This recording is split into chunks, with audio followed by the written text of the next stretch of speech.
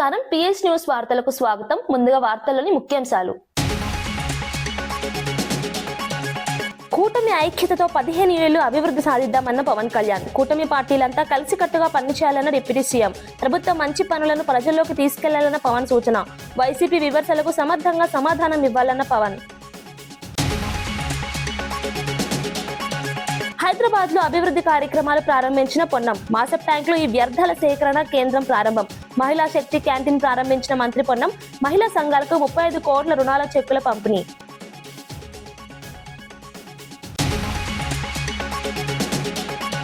వ్యవసాయాన్ని ఎగుమతుల రంగంగా మార్చాలని ప్రధాని మోదీ. ప్రపంచ మార్కెట్ కు సరిపడే ఉత్పత్తులపై దృష్టి పెట్టాలన్న సూచన. నాణ్యమైన ఉత్పత్తులతో రైతుల ఆదాయం పెరుగుతుందన్న మోదీ. ఆధునిక వ్యవసాయం ద్వారా దేశ ఆర్థిక వ్యవస్థ బలోపేతమన్న ప్రధాని. విద్యా కమిషన్ పై విమర్శలు సరికావన్న చరణ్ కౌశిక్. విద్యారంగ సంస్కరణలకు ప్రభుత్వం చర్యలంటూ కాంగ్రెస్ స్పందన. విద్యా వ్యవస్థ బలోపేతానికి కీలక నిర్ణయాలంటూ చరణ్ వ్యాఖ్య. హరీష్ రావు విమర్శలు రాజకీయ కోణంలోనివన్న కాంగ్రెస్ నేత.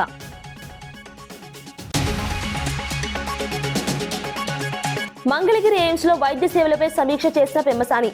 ఎయిమ్స్ లో మౌలిక వసతులు మెరుగుపడుతున్నాయన్న కేంద్ర మంత్రి. ఇప్పటికే 1600 పోస్టులు భర్తీ చేశామన్న పెమ్మసాని. ప్రజలకు మెరుగైన వైద్య సేవలు అందించడమే లక్ష్యమన్న మంత్రి.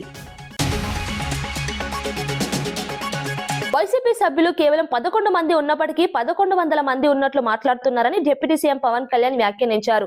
కూటమిలోని అన్ని పార్టీలు భేదాభిప్రాయం లేకుండా కలిసికట్టుగా పనిచేయాలని సూచించారు. కూటమి ప్రభుత్వం చేస్తున్న మంచి పనులను ప్రజల్లోకి బలంగా తీసుకెళ్లడంలో ఇంకా మెరుగుదల అవసరమన్నారు.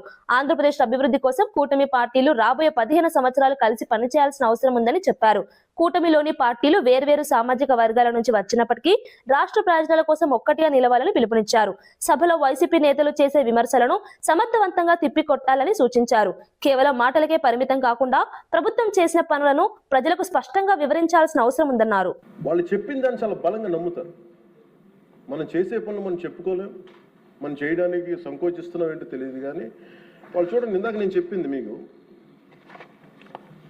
when we are irresponsible, our NDA alliance is so responsible, reliable and reasonable government, while they are irrational, irresponsible and abusive group.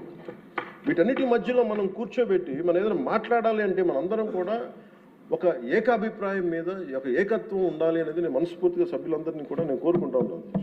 అంటే వాళ్ళు చూడండి, ఆర్టికల్ 21 కాన్స్టిట్యూషన్ ఆఫ్ ఇండియాలో protection of life and personal liberty మాట్లాడితే maybe వాళ్ళు ఏమనుకున్నారంటే endangering others life, violating their liberty must be fundamental right అనుకుంటున్నారు వాళ్ళు. ఇది మనం కరెక్ట్ చేయాలి. అలాగే ఆర్టికల్ 19లో 1A all citizens have the right to freedom of speech and expression అంటే వాళ్ళు ఏమనుకున్నారంటే for them it is right to abuse others అనుకున్నారు. ఇవన్నీ కరెక్ట్ చేయాలంటే మటుకు మనం చాలా బలంగా మనలో మనం ఎలాంటి పొరపక్షాలు లేకుండా మనలో మనకి ఎలాంటి గొడవలు లేకుండా ఉంటే తప్ప ఇలాంటి అబ్యూజివ్ వ్యక్తుల సమూహాన్ని మనం ఎదుర్కోలేము అధ్యక్ష. కల్తీలు వాళ్ళే చేస్తారు, వాళ్ళే బూతులు తిడతారు. ఎలా ఉంటుందంటే హిందీలో చెప్తారు, ఉల్టా చోరు కొత్త వాళ్ళు కూడా అంటే దోపిడీలు చేసే దొంగ పోలీసు వస్తే పోలీసుని దొంగ అని అరిచాడు. వాళ్ళే తిట్టి వాళ్ళే అబ్యూస్ చేసి మళ్ళీ మనం తిట్టామని చెప్తారు. కల్తీలు వాళ్ళే చేస్తారు. కానీ మనం డిఫెండ్ చేసుకోవడానికి irrespective of whether we are from different parties, మనం విభిన్నమైన కుల సమూహాల నుంచి రావచ్చు. కానీ బట్ రాష్ట్ర ప్రయోజనాలకి మనందరం ఒకే గలంతో ఉండాలని మనస్ఫూర్తిగా మీ ద్వారా నేను అందరూ ఉండాలని కోరుతున్నాను. ఎందుకంటే నాకు మీకు ప్రజల ఆకాంక్షలు ఎలా ఉంటాయో తెలియదు, ప్రజల ఆశయాలు ఎలా ఉంటాయో తెలియదు. మీరు బడ్జెట్ వస్తుంది అంటే అరే మాకు ఏం వస్తుంది ఇందులో కోరుకుంటారు. ఒక సమ్మర్లో స్కూల్కి వెళ్ళబోతున్న పిల్లలకి అరే మాకు భవిష్యత్తు మాకు ఏం ఖర్చు ఉంటుంది, ఎంత ఖర్చు ఉంటుంది తల్లిదండ్రులు రాసుకుంటారు. అది మాకు చిన్నప్పుడు మాకు గుర్తు. అలాంటిది ఒక బడ్జెట్ వస్తుంది అంటే ఎన్ని ఆశయాలు ఉంటాయి, ఎన్ని కోరికలు ఉంటాయి, ప్రతి గ్రూప్ మాకేమొస్తుంది మాకేముంటుందని అనుకుంటా ఉంటాం.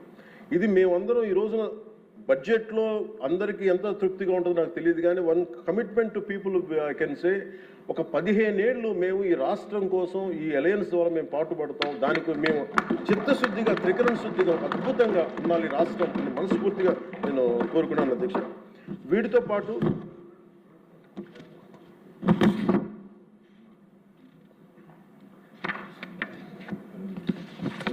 నేను ఒకటి మీ దృష్టికి తీసుకొస్తా ఉన్నాను.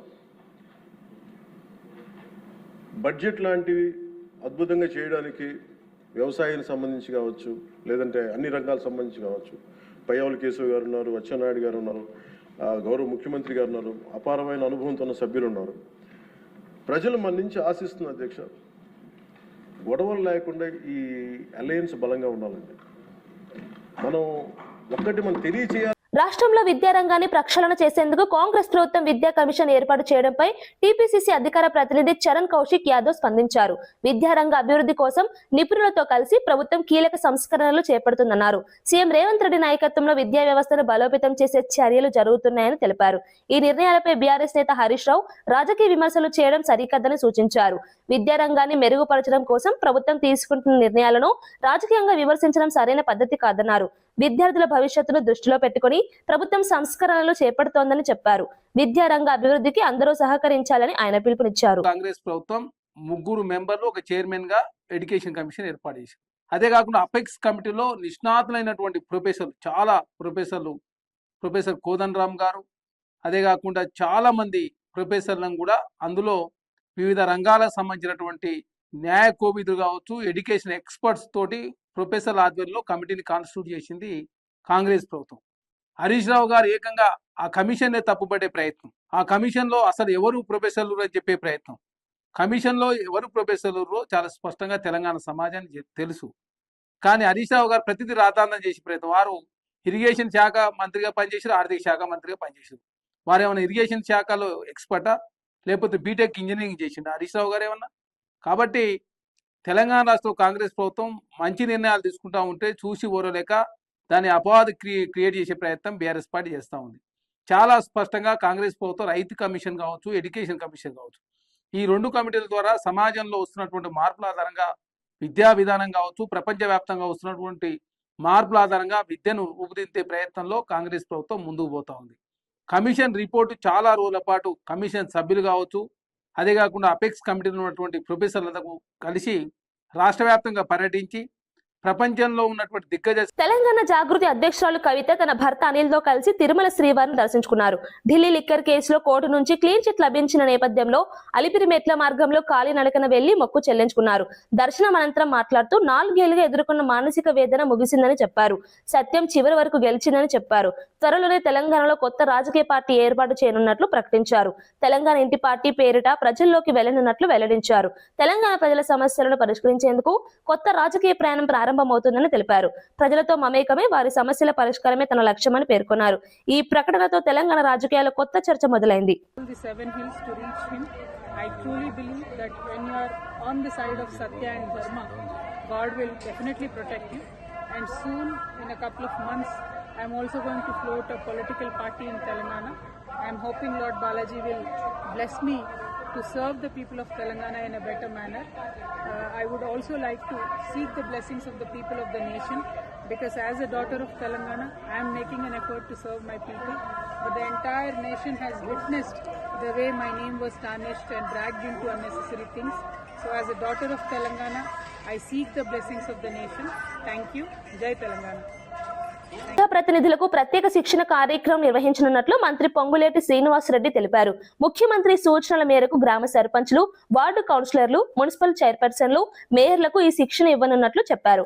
ఉమ్మడి ఖమ్మం జిల్లాకు సంబంధించిన ఈ ఫుల్ డే ట్రైనింగ్ కార్యక్రమం ఈ నెల 12న నిర్వహించనున్నారు. అనుభవం ఉన్న అధికారులు, కలెక్టర్లు, ప్రజాప్రతినిధులకు విధి విధానాలపై మార్గదర్శనం చేయనున్నారు. ప్రజా సమస్యలను ఎలా పరిష్కరించాలో కూడా వివరించనున్నారు. ప్రజలకు మెరుగైన సేవలు అందించేందుకు ఈ శిక్షణ ఉపయోగపడుతుందని తెలిపారు. కొత్త ప్రజా ప్రతినిధులు సమర్థవంతంగా పనిచేయడానికి ఇది దోహదపడుతుందని పేర్కొన్నారు.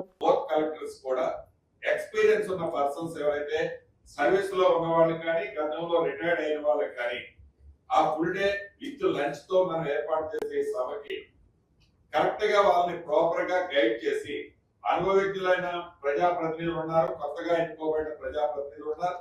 వారికి కొత్తగా వచ్చారు కాబట్టి ప్రజలకు వారు ఏం చేస్తే మంచి జరుగుతుందనే తాపత్రయం ఉంది కాబట్టి వారిని గైడ్ చేయాల్సిన బాధ్యత మన మీద ఉంది.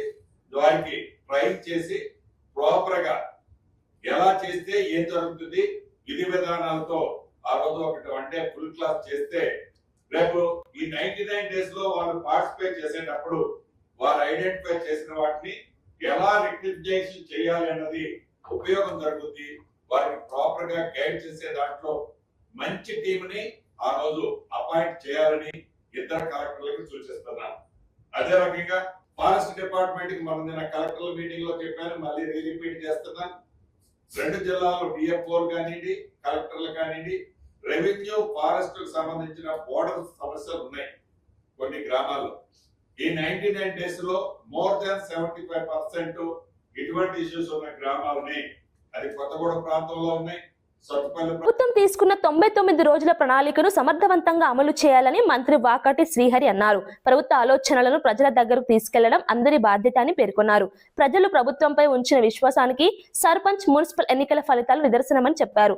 ఆ విశ్వాసాన్ని నిలబెట్టే విధంగా ప్రతి పేదవాడి గడపకు సంక్షేమ పథకాలు చేరేలా పనిచేయాలని సూచించారు. అధికారులు, ప్రజాప్రతినిధులు సమన్వయంతో ముందుకు సాగాలని తెలిపారు. ప్రభుత్వం చేపడుతున్న సంక్షేమ కార్యక్రమాలు ప్రజలకు చేరేలా కృషి చేయాలని అన్నారు. ప్రజల సమస్యలను వెంటనే పరిష్కరించడం ముఖ్యమని పేర్కొన్నారు. అభివృద్ధి, సంక్షేమ కార్యక్రమాల అమలులో ఎలాంటి నిర్లక్ష్యం ఉండకూడదని తెలిపారు.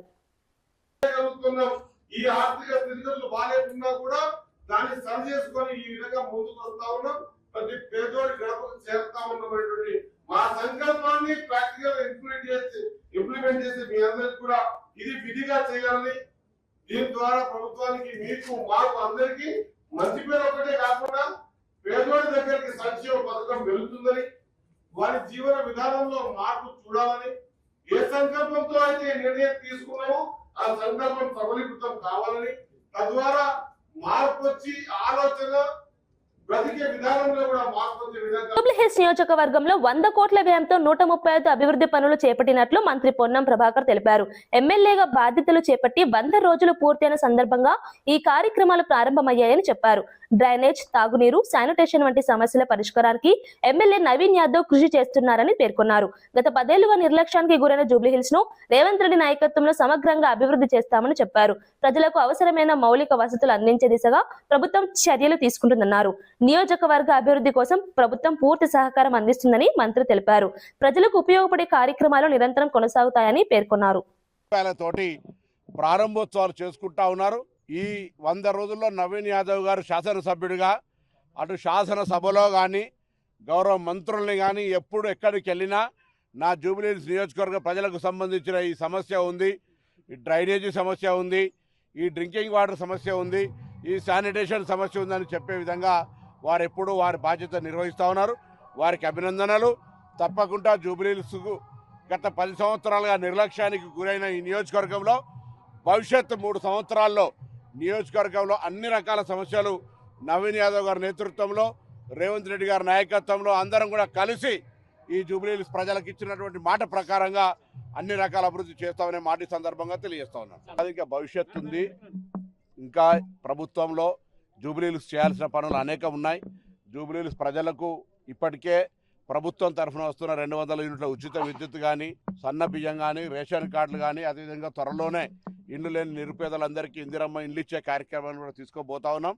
ఇది కాక స్వయంగా ఉపాధి పథకాలకు సంబంధించి మహిళలందరినీ సభ్యులుగా చేయడంతో పాటుగా ఈ వార్డుల్లో ఉన్న ఈ డివిజన్స్లో ఉన్నటువంటి జూబ్లీహిల్స్ నియోజకవర్గంలో ఉన్నటువంటి 7 డివిజన్లలో అక్కడ ఉండబడేటువంటి అనేక మౌలిక సదుపాయాలను కలిగజేసేటువంటి గతంలో శాంక్షన్ చేసినా గానీ రేవంత్ రెడ్డి హార్వర్డ్ కెన్నడీ స్కూల్లో చదివిన ఖర్చులపై వచ్చిన ఆర్టీఐ సమాచారాన్ని కాంగ్రెస్ ఎమ్మెల్సీ అద్దంకి దయాకర్ ఖండించారు. రేవంత్ రెడ్డి విద్యా ఖర్చులు విద్యాశాఖ నిధుల నుంచి కేటాయించారని, ఆర్టీఐలో వచ్చిన సమాచారం తప్పు అని అన్నారు. ఆ సమాచారం పూర్తిగా అబద్ధమని స్పష్టం చేశారు. రేవంత్ రెడ్డి తన స్వంత ఖర్చులతోనే హార్వర్డ్ కెన్నడీ స్కూల్లో చదువుకున్నారని తెలిపారు. ఈ అంశాన్ని రాజకీయంగా వక్రీకరించే ప్రయత్నాలు జరుగుతున్నాయని ఆరోపించారు. ప్రజలను తప్పుదారి పట్టించేలా తప్పుడు ప్రచారం జరుగుతుందన్నారు. నిజాలు ప్రజలకు తెలియాల్సిన అవసరం ఉందని చెప్పారు. ఈ అంశంపై పూర్తి స్పష్టత రావాలని డిమాండ్ చేశారు. మాత్రమే పర్మిటెడ్గా ఉంటాయి తప్పితే హార్వర్డ్ స్కూల్ యొక్క ఫీజు కూడా తనే కట్టుకున్నాడు.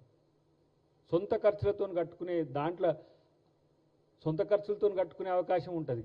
కానీ వీళ్ళు ఎక్కడి దరిద్రులు రా నాయన, మీరు నాకు అర్థం కాదు. మీకు ఎవడెవడు చెప్తుండేది అసలు మిమ్మల్ని కాదు, వాడిని ఎవరినో వాడిని దంచాలి మీకు చెప్పేటోని. ఏలూరు జిల్లా జీలుగుమిల్లి ప్రాంతంలో భారీగా గంజాయి తరలిస్తున్న ఇద్దరిని పోలీసులు అరెస్ట్ చేశారు. వారి వద్ద నుంచి సుమారు 598 కిలోల గంజాయిని స్వాధీనం చేసుకున్నారు. గంజాయి తరలింపుకు ఉపయోగించిన ఒక వ్యాన్ తో వ్యాన్ తో పాటు 2 సెల్ ఫోన్లను కూడా పోలీసులు సీజ్ చేశారు. గోప్య సమాచారం ఆధారంగా పోలీసులు ప్రత్యేకంగా తనిఖీలు చేపట్టగా ఈ గంజాయి రవాణా బయటపడింది. నిందితులు గంజాయిని ఇతర ప్రాంతాలకు తరలించే ప్రయత్నంలో ఉండగా పోలీసులు అదుపులోకి తీసుకున్నారు. పట్టుబడిన వారిని విచారిస్తున్న పోలీసులు గంజాయి సరఫరా నెట్వర్క్ పై దర్యాప్తు కొనసాగిస్తున్నారు. ఈ ఘటనతో ప్రాంతంలో సంచలనం ఏర్పడింది. ఈ ఆపరేషన్లో భాగంగా మంచి ఇన్ఫర్మేషన్ డెవలప్ చేసుకొని మన జీలిగిమిల్లి పోలీసు ఒక సక్సెస్ఫుల్ ఆపరేషన్ చేశారు. దీంట్లో తాటికాయలగూడెం దగ్గర మనం వెహికల్ చెకింగ్ చేస్తూ ఈ టాటా DCM వ్యాన్లో ట్రాన్స్పోర్ట్ చేస్తున్న సుమారు 598 కిలోల గంజాయిని సీజ్ చేయడం జరిగింది. ఈ 598 కిలోల గంజాయి వీళ్ళు ట్రాన్స్పోర్ట్ చేస్తున్న ఇద్దరు దిలీప్ కుమార్ మహంతి, జనార్దన్ ప్రధాన్, వీళ్ళిద్దరు కూడా బరంపూర్ రెసిడెంట్స్. వాళ్ళ ఇద్దరిని కూడా ఈ మెటీరియల్తో పాటు అరెస్ట్ చేయడం జరిగింది. వీళ్ళలో ఒకరి మీద ఇంతకు ముందే ఒక యూపీ పోలీస్ స్టేషన్లో కూడా ఒక గాంజాయి కేసు ఉంది. వీళ్ళ ఇంట్రాగేషన్లో భాగంగా మాకు ఇంకా కొన్ని విషయాలు తెలిసినాయి. ఎక్కడ నుంచి లోడ్ చేస్తున్నారు, ఇంతకు ముందు చేసిన కొన్ని ట్రిప్స్ కూడా కన్ఫెషన్స్లో తీసుకురావడం జరిగింది. తర్వాత వీళ్ళకి ఎవరు లోడ్ చేశారు, వీళ్ళు ఈ లోడ్ని ఎక్కడికి తీసుకెళ్తున్నారు మహారాష్ట్రలో, వాళ్ళ పేర్లు కూడా ఇన్వెస్టిగేషన్లో భాగంగా గుర్తించడం జరిగింది. తొందరలో ఆ మిగిలిన నలుగురిని, వాళ్ళకి కనెక్టెడ్ ఎంతమంది ఉంటే వాళ్ళని కూడా అరెస్ట్ చేయడం జరుగుతుంది. కరీంనగర్ జిల్లా రామడుగు మండలంలో గౌరమ్మ అనే మహిళ దారుణ హత్యకు గురైంది. ఇంట్లో ఒంటరిగా ఉన్న సమయంలో గుర్తు తెలియని వ్యక్తులు ఆమెపై దాడి చేసినట్లు పోలీసులు అనుమానిస్తున్నారు. గొంతు కోసి హత్య చేసినట్లు ప్రాథమికంగా గుర్తించారు. ఘటన సమాచారం అందుకున్న పోలీసులు వెంటనే అక్కడికి చేరుకుని పరిశీలించారు. మృతదేహాన్ని పోస్టుమార్టం కోసం ఆసుపత్రికి తరలించారు. ఈ ఘటనతో గ్రామంలో భయాందోళన వాతావరణం నెలకొంది. నిందితులను గుర్తించేందుకు పోలీసులు ప్రత్యేక బృందాలతో గాలింపు చర్యలు చేపట్టారు. అవుతున్నాయి మ్యారేజ్ సంబంధించిన విషయంలో. సో ఈరోజు బట్టలు తీసుకురావడానికి పెద్ద కొడుకైన మహేష్ బయటికి వెళ్ళిపోతాడు. అదే ఉంది ఆ ఫంక్షన్కి సంబంధించి వాళ్ళ ఫాదరు ఆ ఫంక్షన్కి వెళ్ళిపోతాడు. ఇంట్లో ఓన్లీ వాళ్ళ యొక్క చిన్న కొడుకైన అనిలును ఈ గౌరమ్మ ఇద్దరు ఉంటారు. ఇద్దరున్న తర్వాత సుమారు 1 నుంచి 1:50, 1:40 మధ్య ప్రాంతంలో ఈమె యొక్క గొంతు థ్రాట్ని కత్తితో కట్ చేసి ఈమె చనిపోయి ఉంటుంది. డోర్స్ అన్ని పెట్టి ఉంటాయి లోపల, ఓన్లీ బయట సైడ్ డోర్ మాత్రం ఓపెన్ చేసి దగ్గరేసి బయటికి వెళ్ళిపోతారు. వాళ్ళ ఫాదర్ వచ్చి చూసేసరికి ఆమె కింద పడుకున్నట్టుగానే చనిపోయి ఉంటుంది. పక్కనే ఒక నైఫ్ ఉంటుంది. తర్వాత వాళ్ళ చిన్న కొడుకు ఇంట్లో ఉండడు, బయటికి వెళ్ళిపోతాడు. ఇప్పుడు ఈ విషయంలో మాకు ఇంతవరకు సమాచారం మేరకు మేము వచ్చి ఇక్కడ ఎంక్వైరీ చేస్తున్నాము. దరఖాస్తు తీసుకొని కేసు రిజిస్టర్ చేస్తాము. భారత వ్యవసాయ రంగాన్ని ఎగుమతుల ఆధారిత రంగంగా మార్చారని ప్రధాని నరేంద్ర మోదీ పిలుపునిచ్చారు. రైతులు మరియు వ్యవసాయ రంగానికి సంబంధించిన భాగస్వాములు ప్రపంచ మార్కెట్కు సరిపడే నాణ్యమైన ఉత్పత్తులపై దృష్టి పెట్టాలని సూచించారు. ప్రపంచ మార్కెట్లలో భారత వ్యవసాయ ఉత్పత్తులకు మంచి అవకాశాలు ఉన్నాయని చెప్పారు. నాణ్యమైన ఉత్పత్తులు తయారు చేస్తే రైతుల ఆదాయం పెరుగుతుందని తెలిపారు. వ్యవసాయ రంగాన్ని ఆధునిక పద్ధతులతో అభివృద్ధి చేయాల్సిన అవసరం ఉందన్నారు. రైతులకు సాంకేతిక సహాయం అందించడంతో పాటు ఎగుమతులకు ప్రోత్సాహం ఇవ్వాలని సూచించారు. వ్యవసాయం ద్వారా దేశ ఆర్థిక వ్యవస్థకు మరింత బలం చేకూరుతుందని ప్రధాని పేర్కొన్నారు.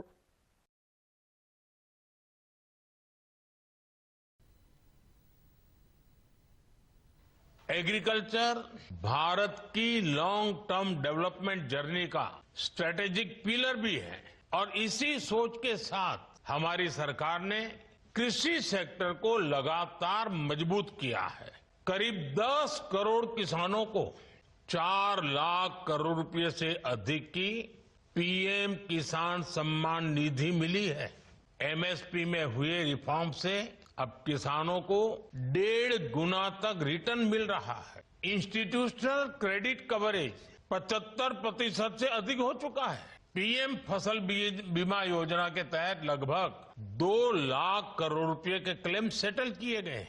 ऐसे अनेक प्रयासों से किसानों का रिस्क बहुत कम हुआ है और उन्हें एक बेसिक इकोनॉमिक सिक्योरिटी मिली है.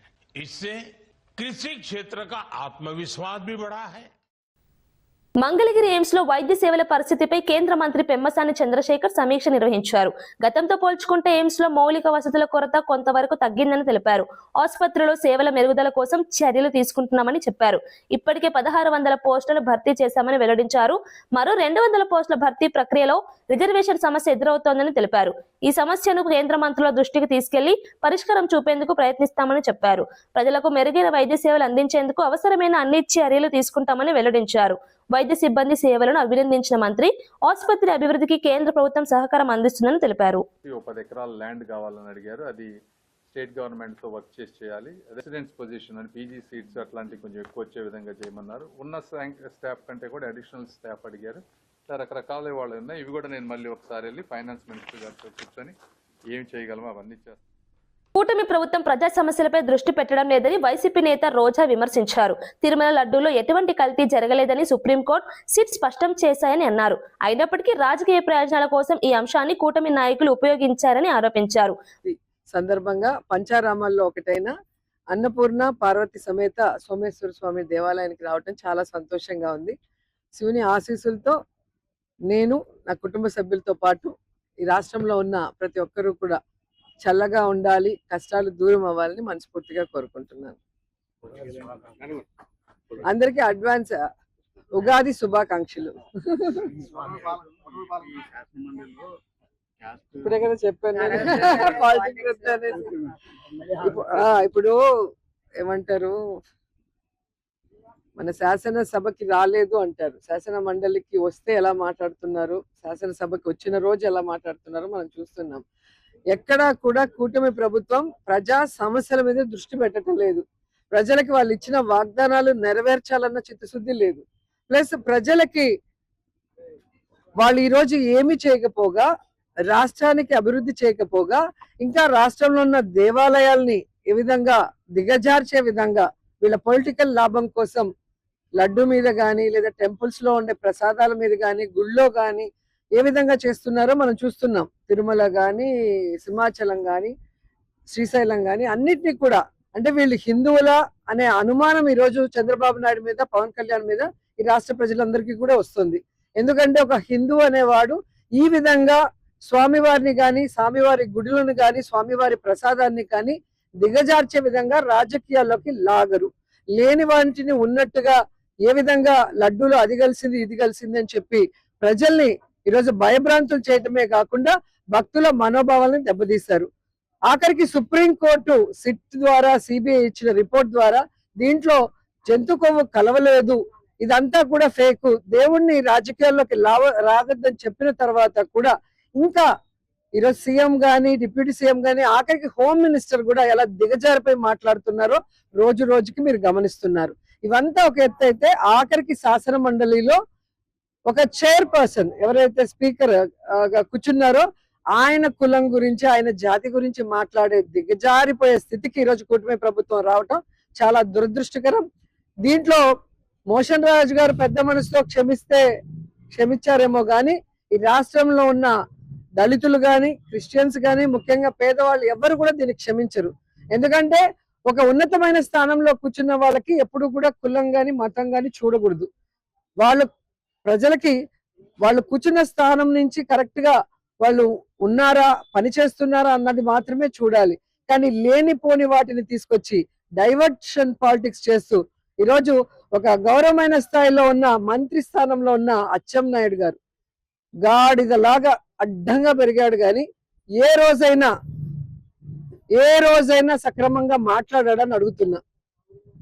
ఈరోజు తెలుగుదేశం పార్టీ వాళ్ళు పరిస్థితి, చంద్రబాబు నాయుడు డిప్యూటీ సీఎం ఇలా ఉంటే ఇంక మంత్రులు ఏం కంట్రోల్ చేస్తారో ఒకసారి మీరు ఆలోచించండి. ఈరోజు మీరు తప్పు చేయలేదు, మేము తప్పు చేశామనుకున్నప్పుడు మీరు ఆ ఇష్యూ మీద చర్చకు రావచ్చు కదా, లడ్డు ఇష్యూ మీద. దాన్ని డైవర్ట్ చేయడానికి మళ్ళీ ఈరోజు స్పీకర్ గారి క్యాష్ గురించి ఎందుకు తీసుకొచ్చారని నేను అడుగుతున్నాను.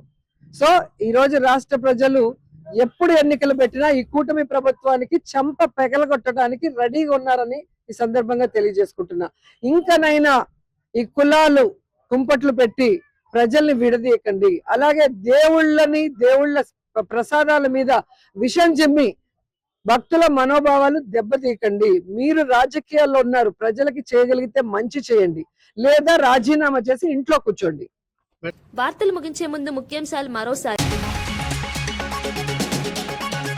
కూటమి ఐక్యతతో 15 ఏళ్లు అభివృద్ధి సాధిద్దామన్న పవన్ కళ్యాణ్. కూటమి పార్టీలంతా కలిసికట్టుగా పనిచేయాలన్న డిప్యూటీ సీఎం. ప్రభుత్వం మంచి పనులను ప్రజల్లోకి తీసుకెళ్లాలన్న పవన్ సూచన. వైసీపీ విమర్శలకు సమర్థంగా సమాధానం ఇవ్వాలన్న పవన్. హైదరాబాద్ లో అభివృద్ధి కార్యక్రమాలు ప్రారంభించిన పొన్నం. మాసప్ ట్యాంక్ లో ఈ వ్యర్థాల సేకరణ కేంద్రం ప్రారంభం. మహిళా శక్తి క్యాంటీన్ ప్రారంభించిన మంత్రి పొన్నం. మహిళా సంఘాలకు 35 కోట్ల రుణాల చెక్కుల పంపిణీ.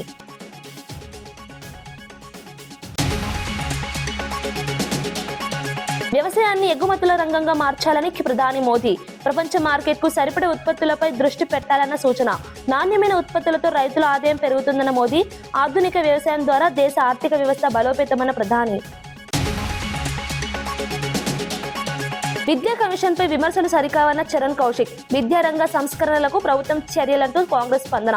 విద్యా వ్యవస్థ బలోపేతానికి కీలక నిర్ణయాలంటూ చరణ్ వ్యాఖ్య. హరీష్ రావు విమర్శలు రాజకీయ కోణంలోనివన్న కాంగ్రెస్ నేత.